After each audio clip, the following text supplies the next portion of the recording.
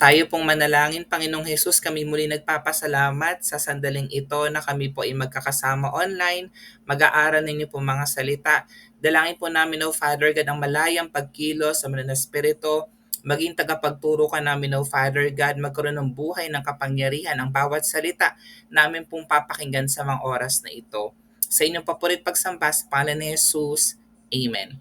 Ang pag-aaral po natin tonight sa ating topic 161, Jesus is coming for His bride. Kukuhanin po natin yung ating main text sa John chapter 11 verse 25. Sabi po dito, sa Revelations chapter 19 verses 7 to 8. Let us be glad and rejoice, and let us give honor to Him. For the time has come for the wedding feast of the Lamb, and His bride has prepared herself. She has been given the finest of pure white linen to wear, for the fine linen represents the good deeds of God's holy people.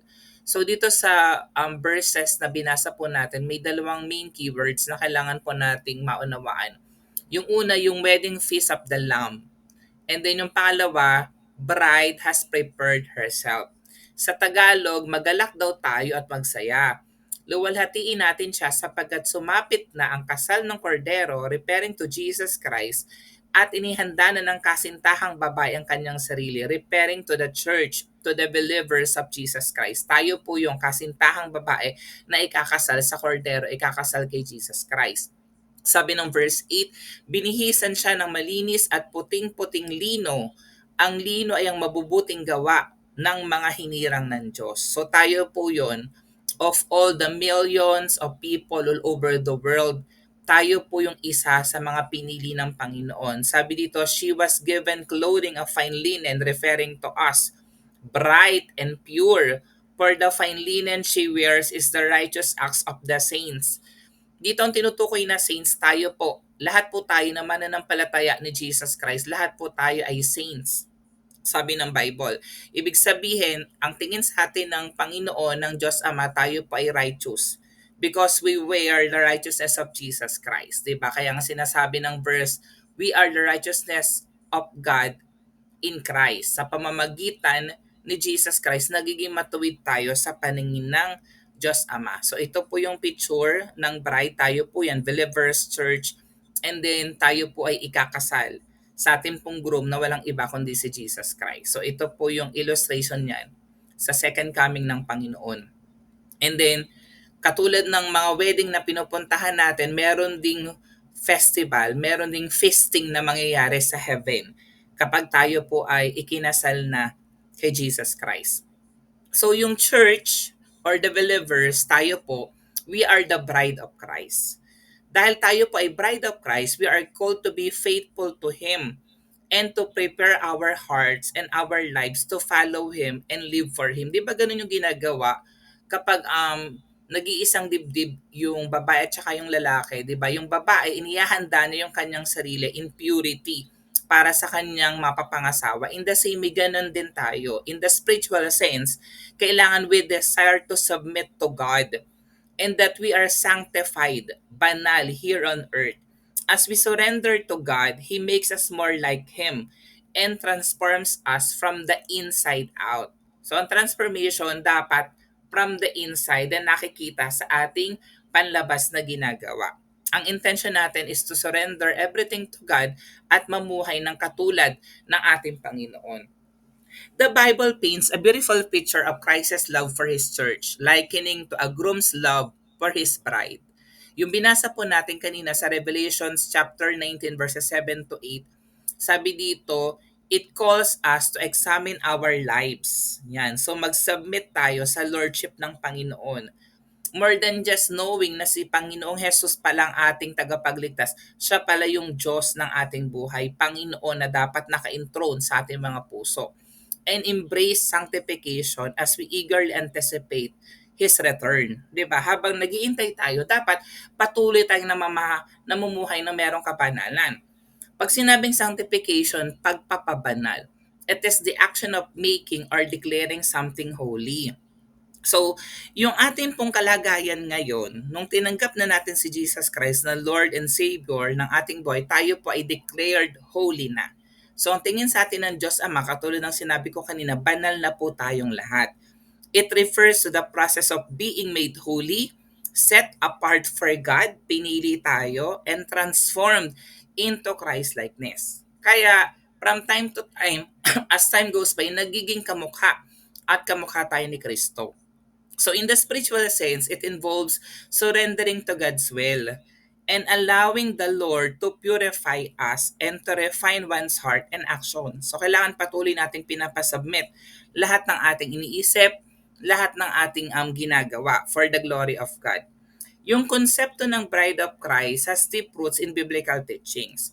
So as you know, si Jesus Christ ay Hudyo, kaya yung nirepresent niya dun sa Bible, kung mababasa po natin, is in reference sa Jewish wedding customs, in which yung bride, nagpe-prepare siya ng kanyang sarili for the groom, remaining faithful while eagerly awaiting for the arrival of the groom. So ganun na, so it is the bride waiting sa pagdating ng groom. Ganun po yung tradition ng Jewish. Unlike in the Philippines, ibabaliktad. In the same way, tayo naman na palataya, we are called to spiritual preparation. So we have to remain steadfast in our faith. Yan, kaya salamat na faithful tayo even sa pag-attend ng online Bible study, righteousness, and devotion to God. Throughout the New Testament, yung church po is portrayed as the bride whom Christ loves and purifies for Himself. Binanal, inibig ng Diyos para sa Kanya. So inihanda tayo mismo ng Panginoon para ikasal sa Kanya. So sa paghihintay at paghahanda, may mga tradisyon ng kasalang Hudyo sa Bagong Tipan. So 5 bagay ang kailangan nating matandaan dyan. Una, pipili ng nobya ang ama ng nobyo. So ganoon, sa kanilang tradition, yung father yung hahanap ng mapapangasawa ng kanyang anak. So in the same way, God the Father humanap ng mapapangasawa ng kanyang anak, buktong na anak na si Jesus Christ. At sino nga yung mapapangasawa ni Jesus Christ? Tayo po yun. Ang traditional na kasunod ay ginagawa ng ama ng nobyo o isang mensahero at ama ng nobya kung saan kailangan magbayad ng dote. Yung dote, bride price, upang maikasal ang kanilang mga anak. So binibili, tinutubos yung mapapangasawang babae for a price. So tayo ganun din, tinubos tayo ng ating Panginoon, yan, tinubos tayo ni Jesus Christ ng kanyang most precious blood. Kaya siya napako sa cross para tubusin tayo sa ating mga kasalanan at maging karapat-dapat po tayo sa kanya. Yun po yung picture na sinasabi po dito. Pangalawa, pagpirma sa ketuba. Ang gagawin nila, magkakaroon sila ng ceremony ng kasunduan kung saan ang nobyo at nobya ay pipirma sa kontrato or ketuba at sabay nilang iinumin ang alak bilang tanda ng kanilang pagsasama. In the spiritual sense, ang ginawa natin nung tinanggap natin si Jesus Christ na Lord and Savior ng buhay natin, pumasok tayo sa isang ketuba or kontrata. 'Di ba? Na tayo, betrothed na. Ibig sabihin, engaged na tayo kay Jesus Christ. Siya yung ating mapapangasawa. So yun po yung ibig sabihin ng pangalawa. Pangatlo, paghahanda ng bahay ng nobyo. Uuwi ang nobyo sa kanilang tahanan upang magtayo ng karagdagang lugar para sa kanyang magiging asawa na maaring abutin ng higit sa 1 taon. So, ganun yung ginagawa ng Jewish ha. So, after ng engagement, betrothed, nagpe-prepare muna siya ng kanilang titirhan. So, ganun din yung ginagawa ni Jesus Christ. Si Jesus Christ already ascended in heaven, di ba? Ginawa niya nung siya nasa heaven na inihahanda na ngayon sa mga oras na ito yung ating titirhan. 'Di ba sa langit, mga rooms na meron po tayo sa heaven. Yun yung ginagawa ng Lord ngayon. And then what we're doing now, iniintay natin yung pagdating ni Jesus Christ, pagbalik muli ni Jesus, 'di ba? Pagdating ng nobyo, hindi alam ng nobya kung kailan siya susunduin ng nobyo, kaya dapat lagi siyang handa. Tayo din, walang nakakaalam kahit sino sa atin kung kailan darating si Jesus Christ. Pag may nagsabi na alam niyo kung kailan darating, false prophet yun. Kung gaanong hindi napipredict kung kailan magkaka-earthquake, lalo't hindi natin kayang ipredict kung kailan darating si Jesus Christ. Dadalhin siya ng nobyo sa bahay ng kanyang ama upang ipagdiwa ang kasalan sa isang malaking pista na maaring tumagal ng 7 araw. So in the same way, ganun din yung gagawin sa atin. So magkakaroon ng feasting pagdating ng ating Panginoong Hesukristo. So ito makikita natin yan sa wedding of Cana, 'di ba? So doon naubusan ng alak kasi nga haba ng celebration at doon nag-unang miracle ang ating Panginoong Hesukristo. So ganun po yung tradisyon ng kasalang Hudyo. And then, kailangan yung pagpapakabanal ng nobya. Pinaghahanda ng nobya ang kanyang kasal at mananatiling tapat sa nobyo bilang tanda ng kanyang paglilinis at pag-iingat sa kanyang sarili para sa taong tumubos sa kanya. So in the same, in the spiritual sense, ganun din tayo. 'Di ba right now, iniintay natin ang pagdating ng Panginoon. Hindi natin alam, pero alam natin na darating siya. So ang ginagawa natin, naghahanda tayo sa pagbabalik ng ating Panginoong Heso Kristo. Nananatili tayong tapat sa Kanya, naglalaan tayo ng oras ng panahon sa pakikinig ng Kanyang salita, namumuhay tayo ng malinis at iniingatan natin yung ating mga sarili. Dahil sa Diyos na tumubos sa ating mga kasalanan at nagbigay sa atin ng buhay na walang hanggan. So ang mga traditional na kasalan ay malinaw na nagpapahiwatig ng relasyon natin being Christian sa Panginoon na siyang ating kasintahan. So again, we look forward, we anticipate na darating si Jesus Christ, then tayo ikakasal kay Jesus Christ being our groom. Tayo po yung bride of Christ. Ang isang babaeng ikakasal ay nananatiling tapat sa kanya habang matyagang naghihintay sa araw ng kasal. 'Di ba? Kung gaano nagiging faithful yung mga babae kapag ikakasal, 'di ba? Nagpapapayat, nagpapaganda, 'di ba? So ang paghahandang ito hindi lamang panlabas, kundi spiritual. Isang pagpapakita ng debosyon, pagsunod at katapatan sa pangakong pag-iisang dibdib. Ganon din ang panawagan church sa atin bilang mga mananampalataya. Bilang bride of Christ, tayo ay tinatawag na maghanda para sa Kanya, para kay Jesus. Maging matapat, mamuhay sa kabanalan at patuloy na magpakabanal habang hinihintay ang Kanyang pagbabalik. Sabi ko dito, church, hindi sapat ang basta maniwala lamang. Tayo ay inaasahang mabuhay ng naayon sa kanyang kalooban, sumunod sa kanyang salita at magtaglay ng isang pusong dalisay. Kaya nga sabi, actions speak louder than words. So more than just we are believing to God, kailangan pinaninindigan natin, tinatayuan natin yung paniniwala na meron tayo kay Jesus Christ. Inaasahan na sumusunod tayo sa kanyang kalooban, namumuhay tayo na katulad ng ating Panginoong Heso Kristo. Sa kasal ng mga Hudyo nung sinaunang panahon, may tinatawag na betrothal period or panahon ng panunugkulan. Sa yugtong ito, ang ikakasal na babae ay kailangan manatiling malinis, matapat at handa para sa kanyang magiging asawa. So ang sitwasyon natin ngayon, nasa betrothal period po tayo. Nasa panahon ng panunugkulan, di ba? Kasi iniintay na lang natin ang pagdating ng Panginoon. Hindi natin alam ang eksaktong petsa ng kasal sapagkat ang groom, lalaking ikakasal, ay aalis upang maghanda ng tirahan para sa kanilang dalawa.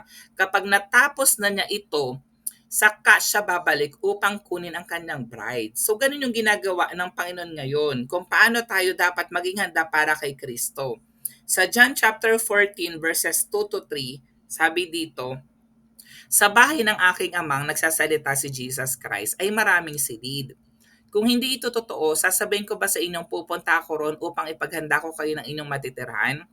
At kapag naipaghanda ko na kayo ng matitirahan, ako'y babalik at isasama ko kayo upang kayo makapiling ko kung saan ako naroroon. Yun paling ibig sabihin nito.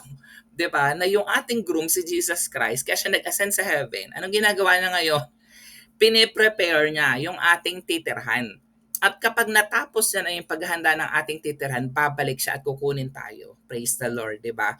Bilang kanyang simbahan, anong dapat naman natin gawin? Dapat tayong manatiling tapat. Sana alam mo nang si Jesus Christ ang Lord, Savior ng buhay mo. Huwag ka na magpalit ng ibang Diyos. Huwag ka na sumamba sa mga Diyos-Diyosan, sa mga ribulto, sa mga bato, sa ibang mga santo, santa, kundi sa tunay na Diyos kay Jesus Christ. Hindi nagpapadala sa tukso ng mundo at patuloy na mamuhay sa kabanalan habang hinihintay natin ang kanyang muling pagdating. Tulad ng isang Hudyo na naghihintay sa kanyang kasal. Ang tanong ngayon, handa ka ba para sa pagdating ng Panginoon? So sana i-ano natin 'yan, i-meditate natin. So ito po yung itsura ng pupuntahan po natin sa heaven. Sabi ko nga kung may napuntahan ka ng magandang lugar, na tulugan na magandang place here on earth, much more yung pwede nating ma-expect kapag nasa heaven na tayo. Made of gold yung mga rooms po natin at hindi tayo dyan sharing, 'di ba? Hindi po marami sa isang room, kundi meron tayong kanya-kanyang room. 'Di ba sabi, I will prepare a place for you. Meron tayong kanya-kanyang place doon. He will come back and take us to be with Him, that you also may be where I am. Kung nasa ng Panginoon, doon din daw tayo pupunta. Amen. So 5 points na kailangan nating ipandor. Number 1, we have to remain faithful to Jesus Christ. Just as God remained faithful to Israel despite their failings, He calls believers to be devoted to Him, rejecting worldly distractions and remaining committed in faith. So kung babasahin mo yung Book of Hosea, dito makikita mo na inutusan ng Lord si Hosea na pakasalan si Gomer na isang prostitute. So in the same way, yung si Gomer is a picture of Israelites sa patuloy na nagpapalit ng Diyos. So tayo rin yan. So it's also a reminder to us na hindi dapat tayo nagpapalit ng Diyos. Nagiging remaining faithful dapat tayo sa ating Panginoong Heso Kristo. Sabi nga ng Hosea 2:19-20, ikaw ay magiging aking asawa magpakilanman. Di ba tayo yung bride of Christ, Israel? Mabubuklod tayo sa katwiran at katarungan, sa wagas na pag-ibig at pagmamalasakit sa isa't isa. Ikaw ay magiging tapat kong asawa at kikilalanin mong ako nga si Yahweh. So kailangan ang Lord nag-expect na tayo ay magiging faithful sa Kanya. 'Di ba? Gano'n naman talaga yung dalawang mag-asawa, 'di ba? So they are remaining faithful to each other kasi nga meron silang commitment or covenant. I will betroth you to me forever. Yun yung sinasabi ng Lord. Nakabetroth tayo sa Kanya. And that promise is true. Hindi katulad ng mga pangako ng tao na laging napapako. Pangalawa, sanctification through Christ. Christ purifies His bride by the washing of His word, transforming believers to reflect His righteousness. Alam nyo, sabi dito sa Efeso chapter 5:25-27, mga lalaki, yan, meron akong mga attendees dito na may mga asawa. So mahalin ninyong inyong asawa na gaya ng pagmamahal ni Kristo sa iglesia, sa church. Inihandog niya ang kanyang buhay para sa church upang ialay ito sa Diyos matapos linisin sa pamamagitan ng paghugas sa tubig at sa salita. Bakit daw ginawa ito ng Panginoon? Upang ang church, ang believers, ay maiharap niya sa kanyang sarili na nasa kagandahan nito. Walang anumang dungis, kulubot man, banal at walang anumang kapintasan. So ang nagpabanal pala sa atin, ang naghugas pala sa atin para tayo maging karapat-dapat sa Diyos Ama, walang iba kundi si Jesus Christ, 'di ba? So yung righteousness ni Jesus Christ, yung suot nating mga bride ng ating Panginoon. Husbands, love your wives, just as Christ loved the church. Number 3, preparation through good works. Yung fine linen given to the bride symbolizes acts of righteousness, demonstrating our readiness for His return. Binihisan siya ng malinis at puting-puting lino. Ang lino ay ang mabubuting gawa ng mga hinirang ng Diyos. Again, yung mabubuting gawa na nagagawa natin ay galing sa biyaya, sa grasya na tinanggap natin sa Panginoon. That's only the product, the output ng ating pananampalataya kay Jesus Christ. Fine linen is the righteous acts of the saints. Point number 4, surrendering to God's will. So we have to present ourselves as a living sacrifice.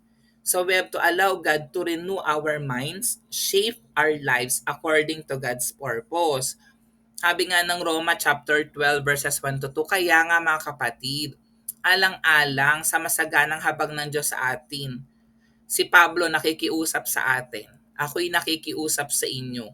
Ialay daw natin ang ating sarili bilang isang handog na buhay, banal at kalugod-lugod sa Diyos. Ito ang karapat-dapat na pagsamba ninyo sa Diyos. Dapat lang naman talaga, 'di ba?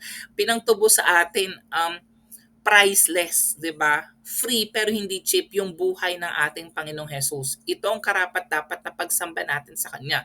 Huwag daw tayong makiayon sa takbo ng mundong ito.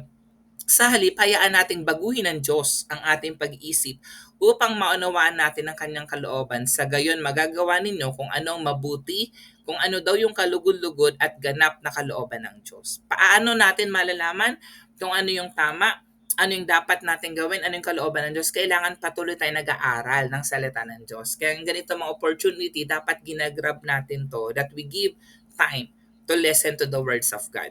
So give your bodies to God because of all He has done for you. Let them be a living holy sacrifice. Yan. Yung ating point number 5, hope and expectation. Like the wise virgins who kept their lamps burning, Believers must also remain spiritually vigilant and expectant of His coming. Sabi nga dito sa Mateo chapter 25 verses 1 to 13, ang kaharian daw ng langit ay maitutulad dito.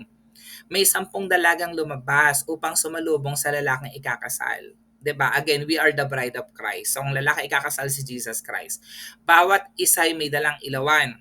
Ang 5 sa kanila ay hangal at ang 5 na may matatalino. Ang mga hangal ay nagdala ng kanilang mga ilawan ngunit hindi nagbaon ng langis. Ang matatalino na may nagbaon ng langis bukod pa sa kanilang mga ilawan. Naantala ang pagdating ng lalaki ay kakasal kaya't inantok at nakatulog sila sa paghihintay. Ngunit ang hating gabi na may sumigaw, narito na ang lalaki ay kakasal.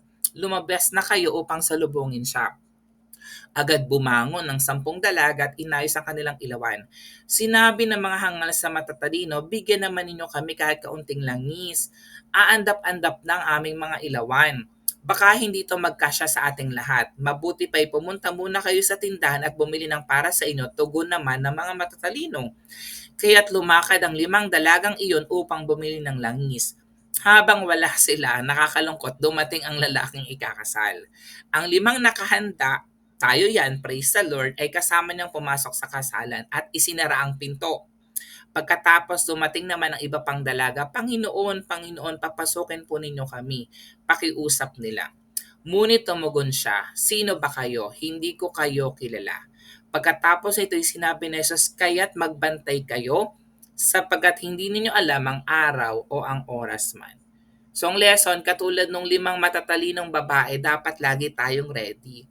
Ready ang ating ilawan, meron tayong baong langis, andun yung ating desire na patuloy na paglingkuran ng ating Panginoon, andun yung fire natin, makinig ng Bible study, mag-church, mag-worship, pagbasa ng salita ng Diyos, mag-share ng Word of God. Ang lesson, be ready. Kasi di naman natin alam, maaring bukas, mamaya dumating ang Lord, 10 years from now. So mahalaga, ready tayo kasi alam natin na darating ang Panginoon. So church, always remember that Christ is coming for His bride, His church. The wedding feast will be a moment of eternal joy. Talagang pang walang hanggang kaligayahan. Hindi siya katulad ng mga inatenda natin na konting kain tapos na, magugutom ka uli. Doon hindi, di ba? Pero tandaan natin, but only for those who have prepared themselves in purity and faithfulness. Let us seek holiness, submit to His will, and remain steadfast in our devotion to God. So maging handa tayo sa muling pagbabalik ni Kristo. Katulad ng bride na naghahanda sa kanyang kasal, tayo ay dapat mamuhay sa kabanalan at hindi magpabaya sa ating spiritual na kalagayan. Nakakalungkot, may mga tao na kapag naabala, na busy, nagkatrabaho, maraming project o requirements na ginagawa, nawawalan na ng time sa Panginoon. Dapat nga, the more that we give time to God, hindi tayo nagpapabaya sa ating spiritual na kalagayan. Pangalawa, mamuhay sa mabubuting gawa. Hindi tayo naliligtas sa pamamagitan ng gawa. Always remember that ha.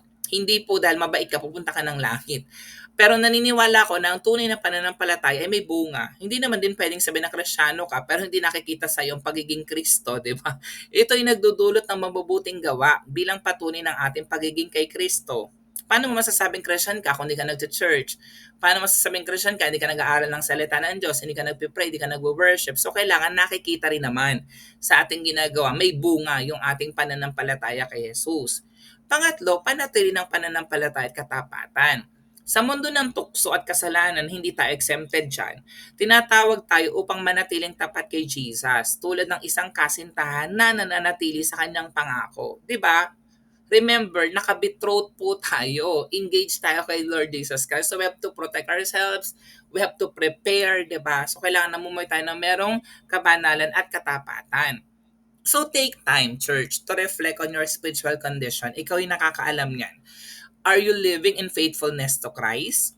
Are you surrendering your heart to His transformation? So strengthen your commitment by immersing yourself in scripture, prayer, and righteous living. Ang challenge ko sa inyo, handa ka ba sa kasalan ng kordero? Ayan, ay ito pong verses na binasa po natin na isang paalala ng ating pananampalataya, hindi lamang paniniwala, kundi isang pamumuhay ng kabanalan habang tayo naghihintay kay Kristo. So handa na ba tayong humarap sa Kanya? Namumuhay ba tayo na merong kabanalan at katapatan? Kung hindi pa, Ito yung panahon upang magbalik loob sa Diyos, sumunod sa kanyang kalooban at mamuhay bilang tunay na bride ni Kristo. Live as the radiant bride of Christ, faithful, pure, and prepared for His coming. Tayo pong manalangin. Panginoon, salamat nga na we are the bride of Christ at kayo po yung aming groom. Salamat Lord na patuloy nyo kaming pinapaalalahanan na kayo po ay muling darating. Kami po ay nakabetrothed sa inyo forever. At we're anticipating na sa inyo pong pagbabalik, alam namin na meron po kayong inihanda na room, space for us in heaven, O Jesus Christ. At talangin po namin, Lord, katulad ng aming napakinggan, patuloy na tulungan nyo kami by your grace na mamuhay na merong kabanalan, katapatan, katwiran na nanggagaling sa inyo, Father God. Purihin ka, dakilain ka, sa mikat parangalan sa pangalan ni Jesus. Amen.